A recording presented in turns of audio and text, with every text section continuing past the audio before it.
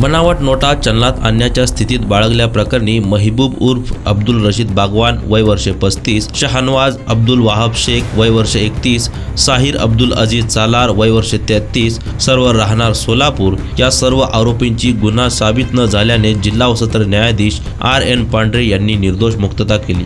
यात हकीकत अशी की दिनांक 5/10/2015 रोजी पोलिसांना बातमीदारांमार्फत बातमी मिळाली की एक इसम बनावट नोटा घेऊन मुळेगाव येथून मोटारसायकलवरून सोलापूरकडे जात आहे। त्यावरून पोलिसांनी हॉटेल रसिक येथे सापळा लावला होता। साधारण रात्री 11:15च्या सुमारास पोलिसांना मुळेगाववरून एक मोटारसायकल येताना दिसली। ती त्यांनी थांबवली। त्यास नाव विचारले असता त्याने त्याचे नाव महबूब बागवान असे सांगितले। त्यावर त्याची झडती घेतली असता त्याच्या खिशातून 1000 रुपयाच्या 40 नोटा मिळून आल्या। त्या नोटा या शहानवाज शेख याने त्यास दिल्या असल्याचे त्याने सांगितले। पोलीस तपासादरम्यान त्या नोटा तपासणीसाठी नाशिकला पाठवले असता नोटा बनावट असल्याचा अहवाल आला। वरील आरोपींनी संगनमत करून बनावट नोटा चलनात आणण्याच्या उद्देशाने बाळगल्याच्या स्थितीत मिळून आल्या प्रकरणी पोलीस हेड कॉन्स्टेबल सैफन चांदसाब जमादार यांनी MIDC पोलीस ठाण्यात फिर्याद दाखल केली होती। यात पोलिसांनी तपास करून आरोपी विरुद्ध न्यायालयात दोषारोपपत्र दाखल केले होते। सदर खटल्यात सरकारतर्फे 11 साक्षीदार तपासण्यात आले। खटल्याच्या सुनावणीच्या वेळेस आरोपींचे वकील ॲडव्होकेट मिलिंद थोबडे